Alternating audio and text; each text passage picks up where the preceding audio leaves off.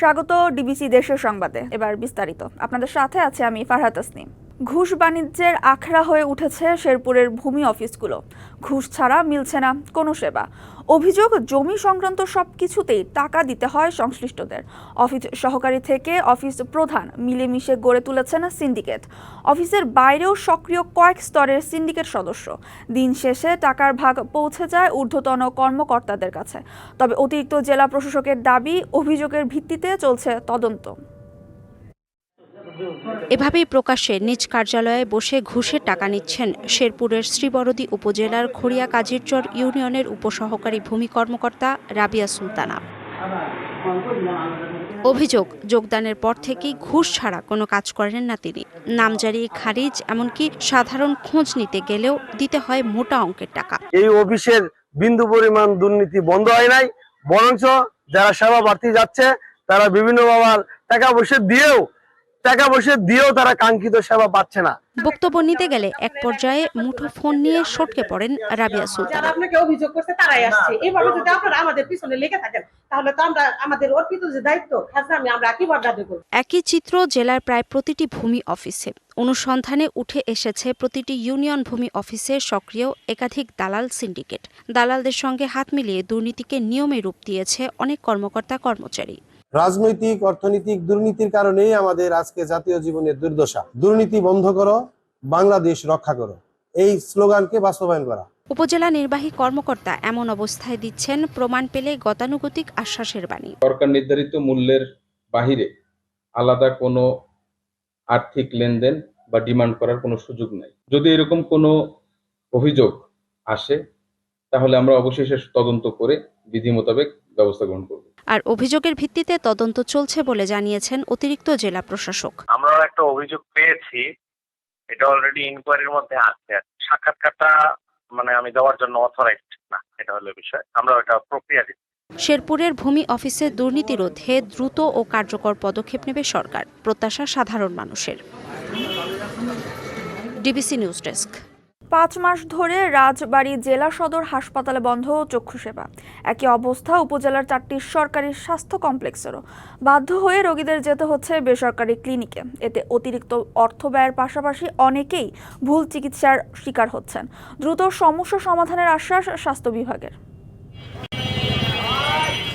রাজবাড়ী জেলা সদর হাসপাতাল সেবা নিতে প্রতিদিনই ভিড় থাকে নানা রোগে আক্রান্তদের। চোখের সমস্যা নিয়ে আসেন অনেকে, কিন্তু এই হাসপাতালে বর্তমানে নেই কোনো চোখের ডাক্তার। ফলে রোগীদের ছুটতে হয় বেসরকারি ক্লিনিকে। যাবত কোনো চোখের ডাক্তার নাই, খুব অসুবিধা।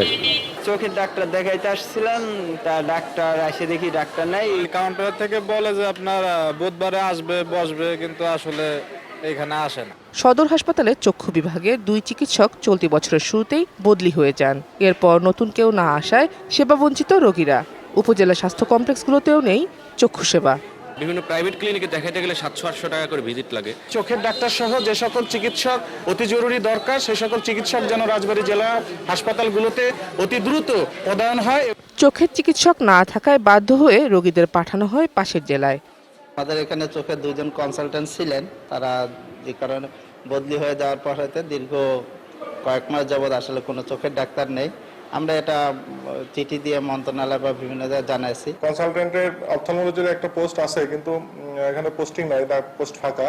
সেহেতু আমরা পেশেন্টকে রেফার করি হলো ফরিদপুর মেডিকেল কলেজে। দ্রুত এই সমস্যার সমাধানের আশ্বাস সিভিল সার্জনের। অতি সত্বর যাতে একজন চক্ষু বিশেষজ্ঞ আমাদের এখানে পদায়িত হন, এই ব্যাপারে আমাদের পক্ষে যা করার সব আমরা করবো। আশা করতেছি 1 মাস ভিতরে আমরা একটা কিছু পজিটিভ রেজাল্ট পাবো।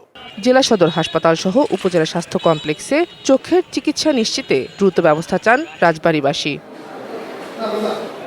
DBC news desk.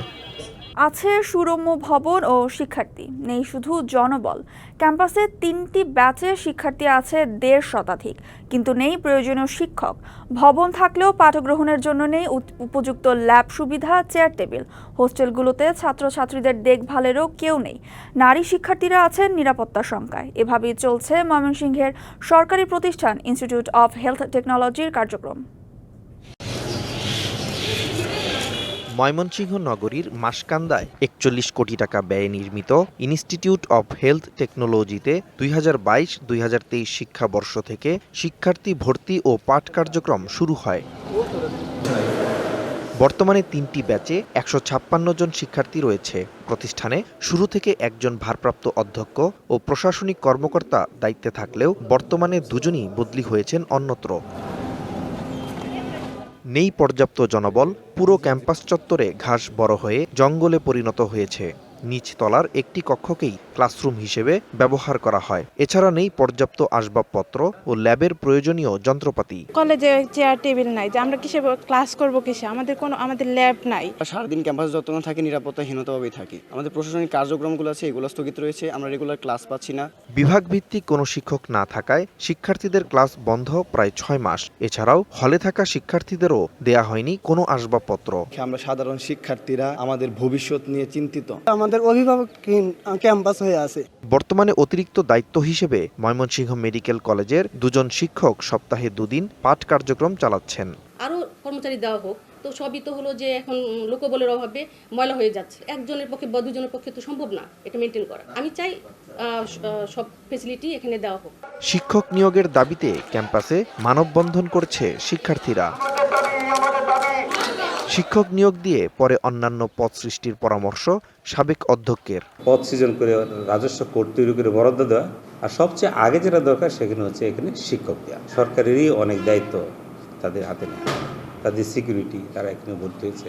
দ্রুত পদ সৃষ্টি করে শিক্ষা কার্যক্রম সচল করে প্রতিষ্ঠানটি বাঁচানোর দাবি সংশ্লিষ্টদের। DBC news desk. রোগী পরিবহনে ব্যাটারি চালিত অটোরিকশা দিয়ে অ্যাম্বুলেন্স বানিয়েছে কুড়িগ্রামের নাগেশ্বরী উপজেলা প্রশাসন। সহজে নৌকা দিয়ে পারাপারের জন্য এই পদক্ষেপ। তবে সাইরেন ও স্ট্রেচার থাকলেও জরুরি সেবার কোনো সরঞ্জাম নেই এই অ্যাম্বুলেন্সে। এটি আরও যুগোপযোগী করতে চায় প্রশাসন। অক্সিজেন, শীতাতপ নিয়ন্ত্রণ ব্যবস্থা কিংবা কোনো জরুরি সেবার কোনো সরঞ্জাম নেই, তবুও এটি অ্যাম্বুলেন্স। কুড়িগ্রামের নাগেশ্বরীতে ব্যাটারি চালিত অটোরিকশার আকার পরিবর্তন করে পরিবহন করা হচ্ছে রোগী। আমাদের উপজেলা প্রশাসন আমাদের এলাকায় একটা অ্যাম্বুলেন্স দিচ্ছে, অটো দিয়ে চালাইতে হয় সেটা। এটি দ্রুত না চললেও উপজেলা প্রশাসনের এমন উদ্যোগে খুশি স্থানীয়রা। এ ধরনের সুবিধা এতদিন আগে দেখি নাই, এখন দেখতেছি। সরকারিভাবে যে অ্যাম্বুলেন্সটা আপনারা সরকার বরাদ্দ দিছে, ভালো হয়েছে। তবে স্থায়ীভাবে একটি ইঞ্জিন চালিত অ্যাম্বুলেন্সের ব্যবস্থা করার দাবি কষাকাটা, কেদার ও বল্লভের খাস ইউনিয়নের বাসিন্দাদের। 3টি ইউনিয়নের মানুষের কথা চিন্তা করে যদি একটি সরকারিভাবে অ্যাম্বুলেন্স বরাদ্দ দেওয়া যায় ড্রাইভার সহ, তাহলে হয়তো আমরা যে সেবাটা দিতে চাচ্ছি এই সেবাটা আমরা ইনশাআল্লাহ দিতে পারবো। সহজে নৌকা দিয়ে পারাপার করা যায় বলে তৈরি করা হয়েছে এমন অ্যাম্বুলেন্স। সামনে এটি আরও যুগোপযোগী করতে চায় উপজেলার প্রশাসন। একটি লাশও যদি পড়ে থাকে সেটা পরিবহনেরও কোনো ব্যবস্থা ছিল না। সেই উপলব্ধি থেকেই কচাকাটা থানার জন্য একটি ব্যাটারি চালিত একটি অ্যাম্বুলেন্সের আমি ব্যবস্থা করি। এই অ্যাম্বুলেন্সে ব্যাটারি চার্জ করা চালকের খরচ মেটাতে হয় সংশ্লিষ্ট ইউনিয়নের জনপ্রতিনিধিকে। DBC news desk. চুয়াডাঙ্গার জীবননগরে টিআর কাবিখা ও অন্যান্য সরকারি উন্নয়ন প্রকল্পে ব্যাপক অনিয়ম ও ঘুষ বাণিজ্যের অভিযোগ উঠেছে ইউপি চেয়ারম্যানের বিরুদ্ধে। উন্নয়ন কাজ পেতে ইউপি সদস্যদের গুনতে হয় 20% হারে ঘুষ।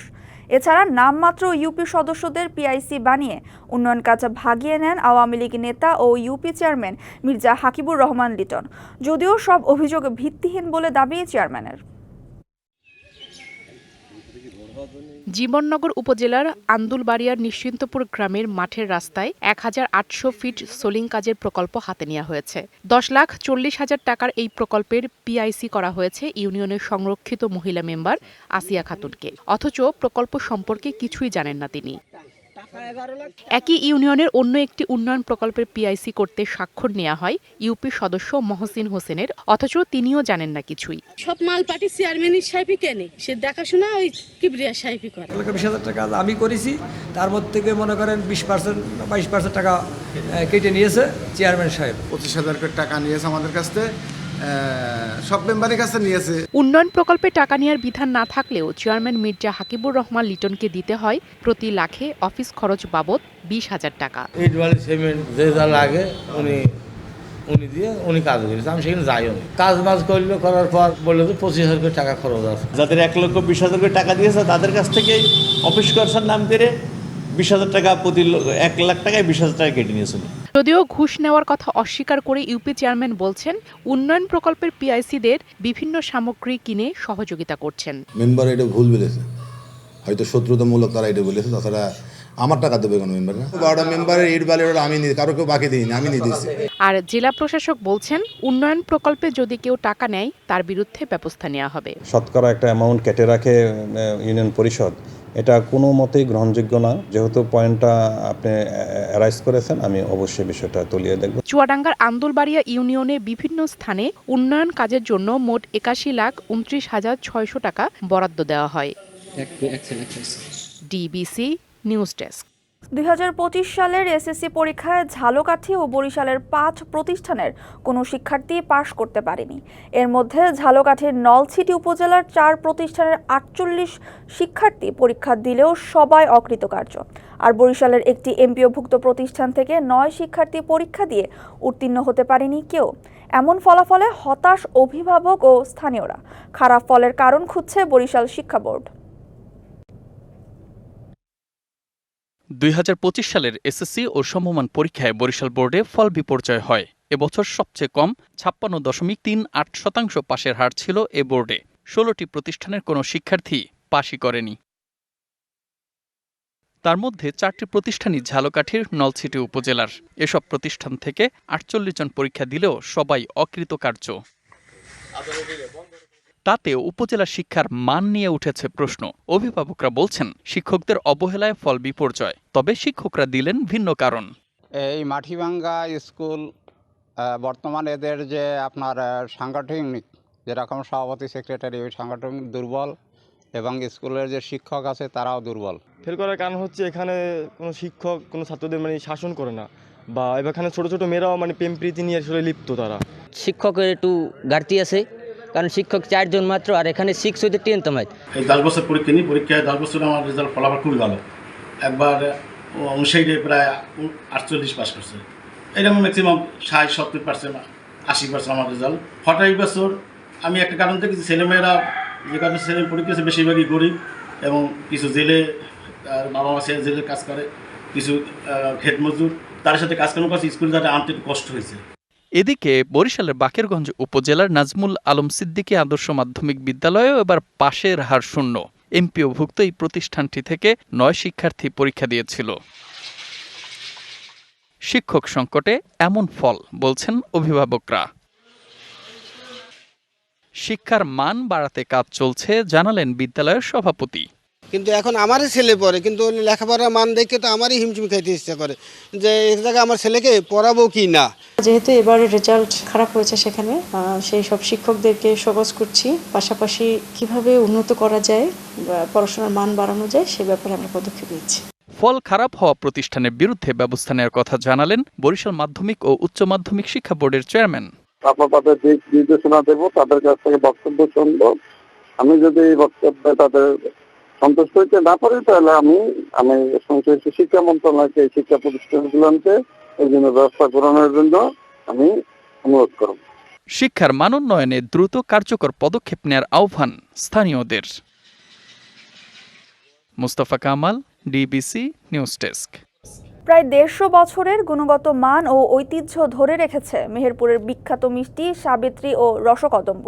অনন্য স্বাদের ভিন্নধর্মী এই মিষ্টি এত বছর পরেও ক্রেতাদের কাছে সমান জনপ্রিয়। শুধু মেহেরপুরেই নয়, ভিন্নতার জন্য সুনাম ছড়িয়েছে দেশের গণ্ডি পেরিয়ে বিদেশেও। নিতে চাইলে ক্রেতাকে অর্ডার দিতে হয় আগেই। সেই চাহিদা অনুযায়ী মিষ্টি তৈরি করে থাকেন দোকানি।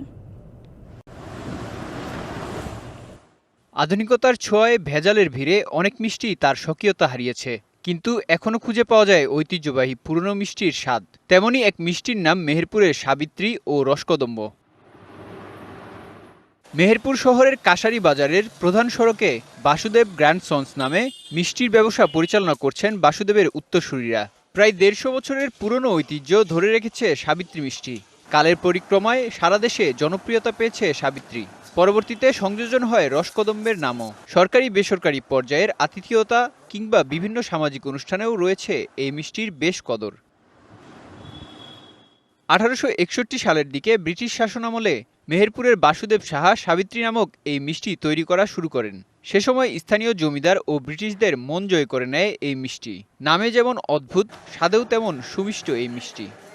খুব অল্প সময়ের মধ্যেই ভিন্নধর্মী এই মিষ্টির জনপ্রিয়তা ছড়িয়ে পড়ে। দেশের গণ্ডি পেরিয়ে বাইরেও রয়েছে এর সুনাম। মূলত দুধ আর চিনি এই মিষ্টির প্রধান উপকরণ। আগাম না বললে যত গুরুত্বপূর্ণ ব্যক্তি হন এই মিষ্টিটা পাবেন না। কেন পাবেন না? চাহিদা সীমিত। বাইরে যদি মিষ্টি দেওয়ার প্রয়োজন হয় তাহলে আমরা বাসুদেবে আসি মিষ্টি কিনতে। মিষ্টির গুণগত মান ধরে রাখতে কোনো কর্মচারী রাখেননি প্রতিষ্ঠানটি। পরিবারের মধ্যেই সীমাবদ্ধ রেখেছেন এর তৈরি প্রক্রিয়া। দুধ আর চিনি জাল দেওয়ার পরে আপনার এইখানে নিয়ে আসি আমরা, এই শাঁস দিয়ে সাবিত্রী বানানো হয়। আমরা নিজেরাই করার চেষ্টা করি। বেশি করতে গেলে মিষ্টির স্বাদ এবং এই সুনাম ধরে রাখতে পারবো না, এই জন্য আমরা খুব অল্প পরিসরে মিষ্টিটা তৈরি করি। গড়ে প্রতিদিন 30 থেকে 40 কেজি মিষ্টি তৈরি করা হয়। প্রতি কেজির মূল্য 530 টাকা। ফ্রিজিং ছাড়াও কমপক্ষে 7 দিন সংরক্ষণ যে মিষ্টির অনন্য বৈশিষ্ট্য। DBC news desk.